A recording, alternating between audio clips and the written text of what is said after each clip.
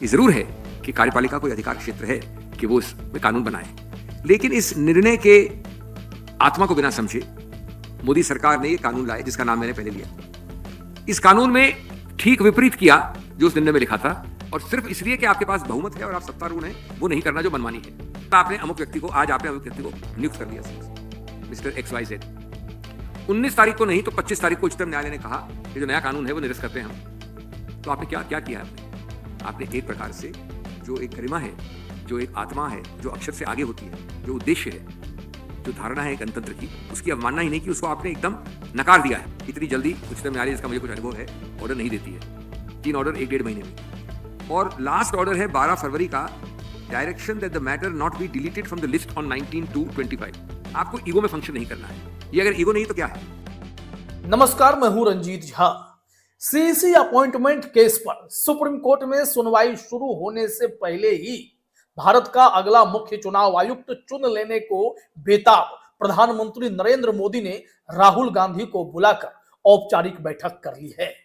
इस औपचारिक बैठक के कोई मायने है नहीं, क्योंकि यह कानून ही मनमाना है और इसकी वैधता और इसकी ट्रांसपेरेंसी पर पहले से सवाल है।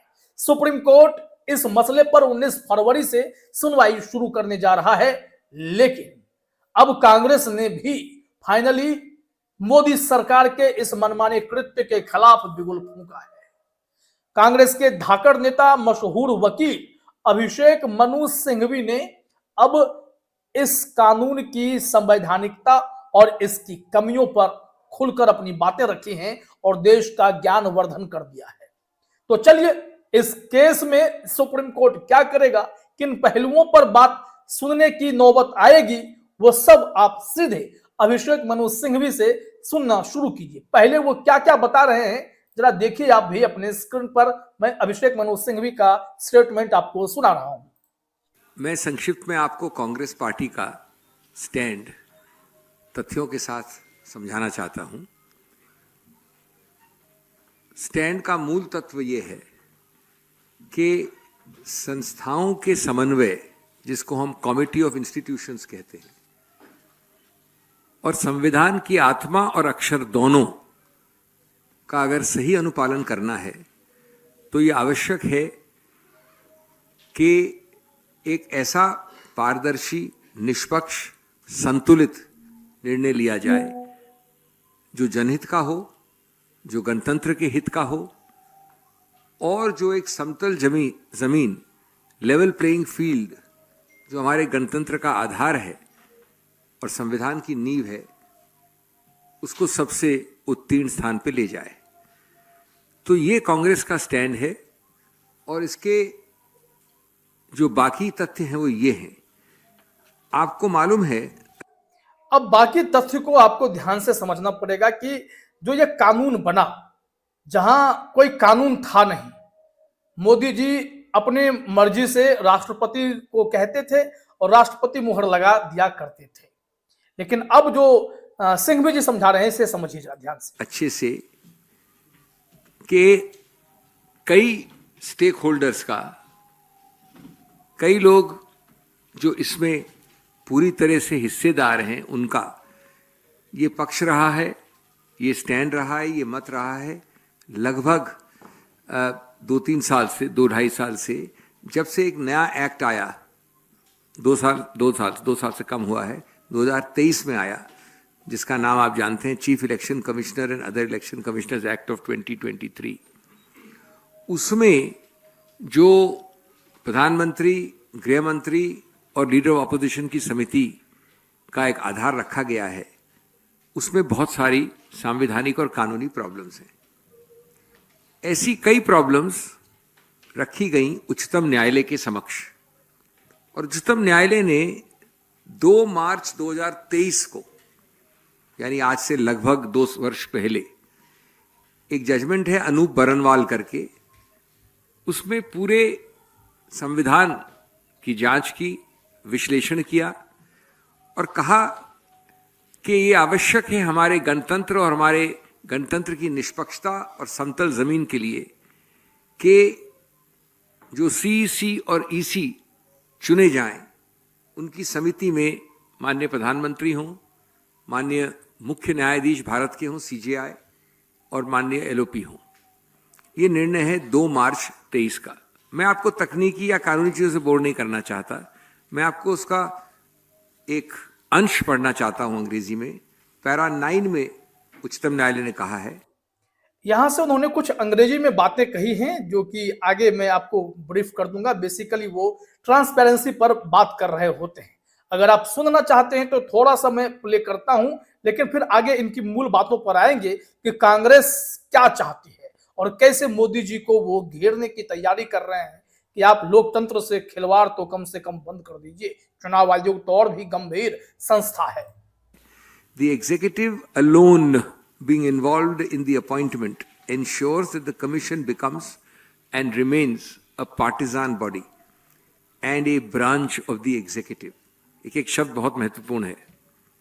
The independence of the commission is intimately interlinked with the process of appointment. ये आप सबके व्हाट्सएप में सब ये भिजवा रहे हैं आपको मटेरियल सामग्री। उसके बाद पैरा 165 में बड़ा विस्तृत निर्णय है, मैं सिर्फ कुछ ही अंश बता रहा हूं आपको। कहते हैं election commissioners including the chief election commissioner blessed with nearly infinite powers and who are to abide by the fundamental rights must be chosen not by the executive exclusively. कार्यपालिका द्वारा, सिर्फ कार्यपालिका द्वारा नहीं, बड़ा स्पष्ट है। And particularly without any objective yardstick. फिर 119 में कहा है, in order to allow independence in the functioning of the election commission as a constitutional body, the office of the CEC as well as the election commissioners have to be insulated, शब्द है insulated, from the executive। और कई para से एक para और है 8, जहां कहा है कि like the judiciary, election commission को, चुनाव आयोग को न्यायपालिका का स्तर दिया गया है क्योंकि संवैधानिक संस्था है, वो कानूनी नहीं है सिर्फ। Like the judiciary the election commission must display fearless independence in the absence of norms regarding the appointment.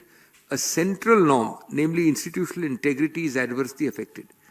An independent appointment mechanism would guarantee eschewing of even the prospect of bias. यहां पर आप जो अंग्रेजी में वो point बता रहे हैं कि सुप्रीम कोर्ट ने कहा था कि अकेले कार्यपालिका चुनाव आयुक्तों का चयन ना करे, इसमें कुछ ऐसा हो जिससे इंडिपेंडेंट हो चुनाव आयोग, उसके चुनाव आयुक्त बहुत ही निष्पक्ष हों। इसके लिए एक ऐसे पैनल की आवश्यकता होगी जिसमें इतने सारे गंभीर पॉइंट्स जो अभी सिंघवी जी बता रहे हैं वो सब होने चाहिए, फैक्टर्स होने चाहिए। लेकिन मोदी जी ने क्या किया है आप जानते हैं कि तीनों लोग कार्यपालिका के हैं। ऐसे में कम से कम सीजेआई होते, चूंकि चुनाव आयोग को भी न्यायपालिका का दर्जा दिया गया है, वही बता रहे हैं, अगर सीजेआई होते तो निष्पक्षता बरकरार होती। जरा सुनिए आगे। अब ये निर्णय आया था, जैसे मैंने बोला आपको, 2 मार्च को 2023 को। इसकी आत्मा क्या है, इसका उद्देश्य क्या है, इसका मंतव्य क्या है, इसकी सोच क्या है कि अभी आपके पास कोई कानून नहीं है, इसलिए हम ये न्यायाधीशों द्वारा बनाया गया कानून लागू कर रहे हैं। इन उद्देश्यों से, जो मैंने उद्देश्य पढ़े आपको, ये 4 उद्देश्य, स्वतंत्रता, निष्पक्षता, कार्यपालिका से दूर, इत्यादि इत्यादि। और इसलिए हम सोचते हैं कि माननीय मुख्य न्यायाधीश को होना चाहिए। ये जरूर है कि कार्यपालिका कोई अधिकार क्षेत्र है कि वो इसमें कानून बनाए, लेकिन इस निर्णय के आत्मा को बिना समझे, अक्षर को बिना समझे, इसके व्यापक उद्देश्य को बिना समझे, तुरंत भगदड़ में, जल्दबाजी में, कुछ ही महीनों उसके बाद मोदी सरकार ने ये कानून लाए जिसका नाम मैंने पहले लिया। इस कानून में ठीक विपरीत किया जो उस निर्णय में लिखा था। पूर्णतः कार्यपालिका द्वारा चयन का इसमें प्रावधान है। मैं अब यहां पर आप क्लियरली इस मसले को समझ रहे होंगे। उन्होंने कहा कि पूर्णतः कार्यपालिका ने अब सीईसी का या ईसी का चयन कर लिया, क्योंकि कानून ही मोदी जी ने ऐसा बनाया कि सीजेआई को बाहर का रास्ता दिखाया। अब वो बता रहे हैं कि सुप्रीम कोर्ट कभी इतनी जल्दी ऐसे केसेस में कोई ऑर्डर करता नहीं है जो सुप्रीम कोर्ट ने किया है। अब आप सोचेंगे कि क्या, अभी हाल के कुछ ऐसे फैसले भी आए हैं जिस पर चर्चा हो रही है कि भाई जो सुप्रीम कोर्ट है लगातार चुनाव आयोग को चेतावनी दे रहा है कि कोई डेटा नहीं डिलीट करना, कोई इस तरीके से फैसले मत लेना, डेटा रिकॉर्ड में रखना, तमाम ऐसी बातें कही जा रही हैं। इसके बावजूद भी चुनाव आयोग या फिर मोदी सरकार अपने सिस्टम के अपने हिसाब से चल रही है। अब यहां सिंघवी जी जो आगे कहते हैं वो हम आपको बताना चाहते हैं। उन्होंने वही 3 महत्वपूर्ण पॉइंट रखे हैं जो सबको सुनना चाहिए। तो चलिए उस पर भी गौर करते हैं, सिंघवी जी आगे क्या कह रहे हैं। जरा सा यहां से बस आप सुनिएगा, आपको कई सारी बातें क्लियर हो जाएंगी। मैं प्ले कर रहा हूं, सुनिए यहां पे।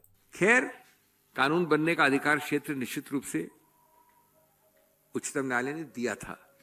इसका मतलब ये नहीं कि सुशासन का ये आह्वान है कि क्योंकि आपको अधिकार क्षेत्र दिया है इसलिए आप वही कदम उठाएंगे जो कार्यपालिका के पक्ष में होगा, क्योंकि आप सत्तारूढ़ हैं। खैर, उसके बाद इसको चुनौती दी गई वापस। चुनौती के कई कारण हैं। एक तरफा गैर समतल चुनाव का एक जमीन बनाना, गणतंत्र का मूल तत्व बेसिक स्ट्रक्चर, एक स्वतंत्र चुनाव आयोग होना चाहिए। विशेष रूप से पिछले 2 सालों में और उससे पहले भी जो हमने आरोप प्रत्यारोप देखे हैं चुनाव आयोग के विषय में, जिस प्रकार से हमने कई बार आपके सामने समक्ष रखा है, सभी स्टेक होल्डर्स ने सिवाय सत्तारूढ़ पार्टी ने आपके समक्ष रखा है। कितने 40 लाख लोग बढ़ गए किसी चुनाव में, 3 महीने में, 4 महीने में, क्या क्या हुआ। इस सबको ध्यान रखते हुए इस संदर्भ में यह आवश्यक था कि हमको उच्चतम न्यायालय की स्पिरिट को समझना चाहिए था। इसको जब चुनौती दिया गया है तो लगभग 3 या 4 ऑर्डर्स पास हुए हैं उच्चतम। यही बात अब ध्यान से सुनिएगा कि 3-4 जो ऑर्डर है, अभी हमने तो खैर आपको अपने लाइव सेशन में हर ऑर्डर की जानकारी दी है, हर अपडेट पर जानकारी दी है। 19 तारीख से यह केस बड़ा होने जा रहा है और सिंघवी जी ने इस मामले में मोदी सरकार से कहा है कि आपको तो आगे बढ़कर सुप्रीम कोर्ट में कहना चाहिए कि इस केस को जितनी जल्दी हो सुनवाई करके कंप्लीट करें। जरा सुनिए वो आगे क्या कह रहे हैं। न्यायालय के द्वारा अभी हाल में, उसके मैं आपको डिटेल नहीं देना चाहता। 7 जनवरी को हुआ, 3 फरवरी को हुआ, 12 फरवरी को हुआ। इतनी जल्दी उच्चतम न्यायालय, जिसका मुझे कुछ अनुभव है, ऑर्डर नहीं देती है। 3 ऑर्डर 1-1.5 महीने में। और लास्ट ऑर्डर है 12 फरवरी का, direction that the matter not be deleted from the list on 19/2/25। 19/2 कितने दिनों बाद है भाइयों और बहनों? अब मान लेता हूं मैं कि 19 तारीख को खत्म नहीं होगा, शुरू तो होगा, कुछ तो होगा। शुरू नहीं होगा तो उसके 4 दिन बाद लगेगा, मान लीजिए 2 हफ्ते बाद लगेगा, मान लीजिए 1 महीने बाद लगेगा। इन ऑर्डरों का मतलब नहीं 1 महीने बाद लगेगा। इसमें लिखा है matter to be heard, matter to be heard, इसमें लिखा है नॉट टू बी डिलीटेड। लेकिन ये मान भी लीजिए कि 2, 3, 4 हफ्ते बाद लगेगा। गुड गवर्नेंस का अभिप्राय क्या है? वो है समझना एक संदर्भ को, और सिर्फ इसलिए कि आपके पास बहुमत है और आप सत्तारूढ़ हैं, वो नहीं करना जो मनमानी है। तो इसलिए कांग्रेस का स्टैंड बड़ा स्पष्ट था, आज कल भी था, आज भी है और आज रहेगा ये स्टैंड जो आपके सामने व्यक्त कर रहे हैं कि 2 चीजें बड़ी सरल करनी है। आपको ईगो में फंक्शन नहीं करना है। आपको सिर्फ सरल चीज ये करनी है कि इस मीटिंग को जो आज शाम को 5:30 लगभग हुई, उसको स्थगित करें। कुछ नहीं कर रहे हैं आप, स्थगित कर रहे हैं 2 हफ्ते 3 हफ्ते की, कोई बड़ी बात नहीं है। और दूसरा, हर स्टेक होल्डर, कांग्रेस शामिल, आपका समर्थन करेगी कि आप छोटी सी 2 लाइन की ओरल याचिका या लिखित याचिका दें उच्चतम न्यायालय को कि साहब 19 में जल्दी सुन लीजिए, 22 को, 20 को, 25 को खत्म कर दीजिए। यह आम होता है उच्चतम न्यायालय में। Early hearing application and disposal application करिए, हम आपका समर्थन करते हैं। अब आप ये सोचिए एक बात, मैं बड़ी एक सरल बात, कॉमन सेंसिकल बात कर रहा हूं। यहां अभिषेक मनु सिंघवी ने साफ तौर पर कहा है कि बीजेपी को क्या करना चाहिए। जो मीटिंग किए गए हैं उस मीटिंग को भी स्थगित करने को कहा जा रहा है और तरीके से मुख्य चुनाव आयुक्त चुने जाएं जो निष्पक्ष हो, क्योंकि देश भर में सीईसी राजीव कुमार सवालों के घेरे में रहे। और ऐसे में जो अगले चुनाव आयुक्त होंगे, मुख्य चुनाव आयुक्त हों या चुनाव आयुक्त के तौर पर आए, कोई भी बन सकता है। इन दोनों में से कोई मुख्य चुनाव आयुक्त बन सकता है। और या फिर कोई बाहर से आकर बन सकता है। तो ऐसे परिस्थिति में अब क्या करना चाहिए, सिंघवी जी बता रहे हैं। कल आपने अमुक व्यक्ति को, आज आपने अमुक व्यक्ति को नियुक्त कर दिया सीओसी, मिस्टर XYZ। 19 तारीख को नहीं तो 25 तारीख को उच्चतम न्यायालय ने कहा कि जो नया कानून है वो निरस्त करते हैं हम। कह तो सकती है, आज कम से कम संभावना तो है। ये तो नहीं कि एक तरफा आप सोचेंगे कि नहीं कर सकती उच्चतम न्यायालय। एक पक्ष हार सकता है, एक पक्ष जीत सकता है। 4 हफ्ते बाद भी उच्चतम न्यायालय कहती है कि हम ये कानून जो मैंने आपका नाम पढ़ा अभी आपको, वो हम निरस्त करते हैं। Election of chief election commissioner etcetera etcetera 2023 है। तो आपने क्या क्या किया है? आपने एक प्रकार से जो एक गरिमा है, जो एक आत्मा है, जो अक्षर से आगे होती है, जो उद्देश्य है, जो धारणा है गणतंत्र की, उसकी अवमानना ही नहीं की, उसको आपने एकदम नकार दिया है। सिर्फ किस लिए? 48 घंटे, 1 हफ्ते या 2 हफ्ते के लिए। ये अगर ईगो नहीं तो क्या है? इतनी सरल बात है हमारी, इतना सरल प्रस्ताव था। जहां तक हमें मालूम पड़ा है, दुर्भाग्य है कि सरल प्रस्ताव को नहीं माना जा रहा है, लेकिन आपको बाकी चीजें जो गोपनीय होती है आजकल में मालूम पड़ जाएंगी क्या होता है। तो सुना आपने, ये कुल मिलाकर अभिषेक मनु सिंघवी ने बीजेपी को न सिर्फ आईना दिखा दिया है, बल्कि पूरी तरीके से समझाया है कि मुख्य चुनाव आयुक्त की नियुक्ति या चुनाव आयुक्त की नियुक्ति का कानून आपका सही है या नहीं है, इसे सुप्रीम कोर्ट को तय कर लेने दीजिए। अगर नहीं कर पाते हैं, सुप्रीम कोर्ट का फैसला अगर आपके खिलाफ आ गया, तो आपके द्वारा चुने गए मुख्य चुनाव आयुक्त या चुनाव आयुक्त किसी काम के नहीं रह जाएंगे। फिर नए तरीके से चुनाव आयुक्त चुना जाएगा, जो कि किसी के लिए ठीक नहीं है। तो चलिए देखते हैं कि अब होता क्या है, लेकिन सिंघवी ने आईना दिखा दिया है। फिलहाल इस वीडियो में इतना ही। आप तमाम साथियों का हमसे जुड़ने के लिए बहुत बहुत धन्यवाद।